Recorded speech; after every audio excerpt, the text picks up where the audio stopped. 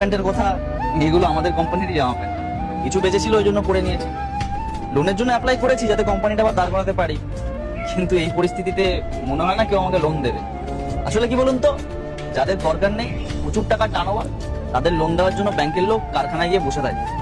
আর আমাদের মতো ব্যবসায়ীদের লোন লাগলে 10 লাখ টাকা দিতেও অনেকবার এসে ভেরিফাই করে, তারপরে দেবে কিনা তার কোনো গ্যারেন্টিও নেই। যাই হোক, এইসব কথা বলে আপনাকে লাভ নেই। চললাম, থ্যাংক ইউ জিজ্ঞেস করার জন্য। এক মিনিট, এই জন্যই আপনাকে আমার অনেকক্ষণ থেকে চেনা চেনা লাগছিল।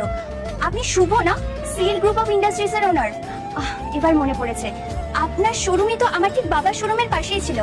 আর আপনার বিজনেস সত্যি খুব ভালো চলতো, একদম আমার বাবার সাথে রেশারেশি বলতে গেলে। সত্যি খুব খারাপ লাগছে আপনার এই পরিস্থিতি জেনে।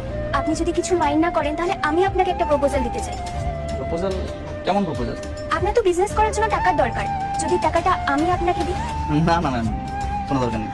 আপনি আমার কথাটা শুনুন, আপনি না হয় টাকাটা রাখুন, আর বিজনেসের প্রফিট হলে আমাকে টাকাটা শোধ করে দেবেন। ধার হিসেবে রাখুন টাকাটা। দেখুন, আমি আপনাকে খাবারটা ডেলিভারি করছি, আপনি খাবারটা রাখুন, অতটুকুই আমাদের কথাবার্তা থাক।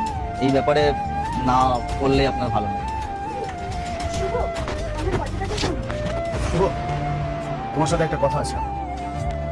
আল্লাহর নামটি দেখে যে এড়িয়ে যাবে তার মনের ইচ্ছা কখনোই পূরণ হবে না। তাই আল্লাহর এই নামটির জন্য একটি লাইক এবং সাবস্ক্রাইব করে যাও। আমাকে তো নিশ্চয়ই চিনতে পারছো। হ্যাঁ, আপনাকে চিনবো না? বলুন।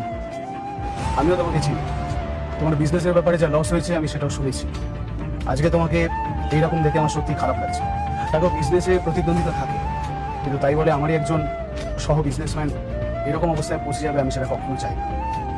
আমি বলছিলাম, তোমার বিজনেস আবার রিস্টার্ট করার জন্য যা টাকার দরকার আমি তোমাকে সেটা দিতেছি। না না, তুমি অন্য কিছু ভেবো না, তুমি ধার হিসেবে এটা নাও। তোমার বিজনেস যখন দাঁড়িয়ে যাবে একটু, তুমি অল্প অল্প করে আমাকে শোধ করে দিবে। দেখো, আমি তোমাকে আজকে একটা কথা জানাতে চাই, সেটা হচ্ছে আমি অনেকদিন থেকেই জানি যে আমার মেয়ে তোমাকে খুব পছন্দ করে। হ্যাঁ, ও মুখ ফুটে তোমাকে কোনোদিন কথাটা বলতে পারেনি,